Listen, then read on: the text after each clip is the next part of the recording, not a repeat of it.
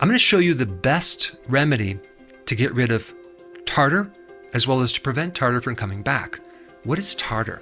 Did you know that your dental health plays a vital role in your overall well-being? Today, we're diving into an insightful lecture by Dr. Eric Berg on the topic of dental plaque. First, let's talk about what tartar is and how it forms. What exactly happens when plaque builds up on your teeth? Next, we'll explore remedies to manage and reduce tartar naturally. What steps can you take to keep your teeth healthy? Stay tuned as we unravel the fascinating connection between dental hygiene and your body's health. Well, tartar is this calcified, pale yellow, hard growth on the inside of your teeth that tends to get into your gums. It can create gingivitis. It can create bad breath. And if we take a look at what tartar really is, it's actually a collection, a colony of bacteria that is in a slime that then has calcified. And that's just a way that microorganisms survive in nature. Tartar is a hardened layer of bacteria that forms on your teeth. It's like a sticky, slimy colony that turns into a rough, calcified surface. Over time, it pushes into your gums, causing irritation and leading to gingivitis, the early stage of gum disease.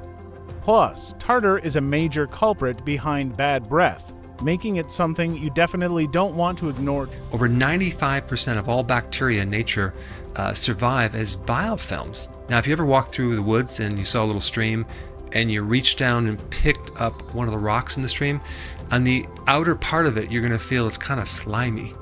That's biofilms. I mean, even in your pool, if people don't use enough chlorine or other things, natural things like certain salts and things, then you'll get this slimy thing at the bottom of your pool. And these biofilms are not just bacteria, there's a bit of fungus as well, yeast and candida. And they are not on keto. In other words, they like carbs. They ferment carbohydrates in your mouth. Over 95% of bacteria in nature survive as biofilms. You've probably felt it before, that slimy layer on rocks in a stream or at the bottom of a pool. In your mouth, biofilms work the same way. They thrive on carbs, with yeast and candida fermenting sugars and creating the perfect environment for growth. Reducing carbs can help disrupt this cycle and support better oral health. And then what happens is they release lactic acid. And so they make your mouth really acid. And that acid has the potential to leach away your calcium and break down your teeth, giving you cavities and all sorts of wear and tear in your teeth. Now I'm going to show you one of the best anti-tartar toothpaste that you can make at home, very inexpensively, and it's very effective and very natural. Dr. Eric Berg reveals a simple, at-home solution to fight tartar buildup and improve your oral health. It's an easy, natural method that targets the root cause of tartar and helps protect your gums. Curious about what it is? Let's dive in. You know, when they looked at ancient Egyptian, like mummy tombs, the teeth were pretty messed up. They had a lot of dental problems. And it probably came from all the beer and the bread that they consumed, which is the perfect food to feed these bacteria in the mouth. But they used a type of toothpaste composed of ox hoof ashes, burnt eggshells, and volcanic ash. That's a great mixture. That probably creates some abrasiveness, right? And then the ancient Greeks used a different type of toothpaste made out of burnt shells, and they used powdered talc, which is kind of like a combination between magnesium and silica. And then they mixed a little salt and honey in there. And then the Romans used crushed bones, oyster shells, and charcoal with a little bark. Dr. Eric Berg takes us back in time to explore the fascinating and creative ways ancient civilizations cared for their teeth. From using materials found in nature to crafting unique mixtures, their methods might surprise you, but they laid the foundation for modern dental care.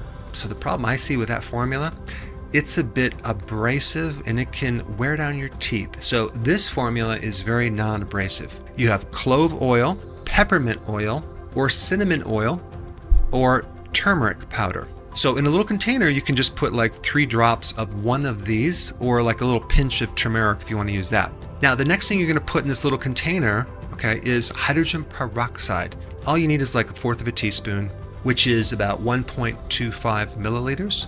Now, the interesting thing about hydrogen peroxide is that your body makes it to actually kill bacteria and microbes. So you're not giving something that the body doesn't know what it is. And hydrogen peroxide is a very potent antimicrobial that inhibits biofilms. Dr. Eric Berg shares an effective, non-abrasive formula to combat tartar naturally. Using clove oil, peppermint oil, cinnamon oil, or turmeric powder, you can add just a drop of one to your oral care routine.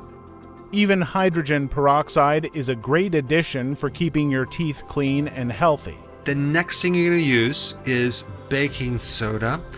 Now, I know what you're thinking. You're thinking, wow, that's pretty gritty. It's going to be invasive.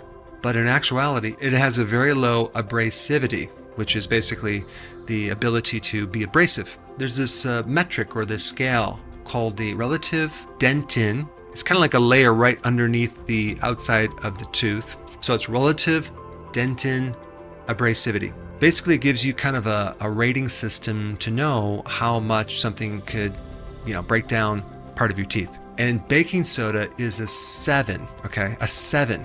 Compare that to regular toothpaste, which is between 70 and 250. So baking soda is actually not going to grind down your teeth. And baking soda is sodium bicarbonate. So it adds alkalinity. It takes these acids and actually helps neutralize them. And our body makes sodium bicarbonate. It's a way that the body can buffer some of these acids. So both hydrogen peroxide and sodium bicarbonate are something that our body makes. Another powerful tool Dr. Eric Berg recommends is baking soda. Its mild alkalinity helps neutralize acids in your mouth, making it harder for bacteria to thrive. Just a small amount can gently clean your teeth and support a healthier, brighter smile. Then you're going to add either raw honey or manuka honey, but just add 1/4 teaspoon, not very much. But the key is it has to be raw, or else you're just basically killing off the things that are anti-biofilm. Now, raw honey also has hydrogen peroxide in it. Now, manuka honey doesn't have the hydrogen peroxide, but it has some other things that regular raw honey doesn't have a large amount of to address this problem.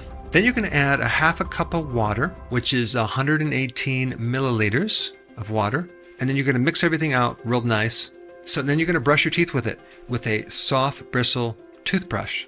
This way we can preserve the teeth, kill off this film that is developing into tartar, and you want to do that twice a day. As a side note, vitamin K2 has some interesting research that may also inhibit the formation of tartar. It's kind of a mixed review, but I have heard reports from quite a few people that swear by it, and they notice that the inside of their teeth are nice and smooth when they take this K2, which has a purpose of directing calcium into the bone and out of the soft tissues. By combining these natural remedies like baking soda, essential oils, and even hydrogen peroxide, you can take a simple yet powerful approach to improving your oral health. Remember, consistency is key when it comes to keeping your teeth and gums healthy. If you found this video helpful, don't forget to give it a thumbs up and share it with others who might benefit from these tips. And if you haven't already, hit the subscribe button and turn on notifications so you don't miss more content like this.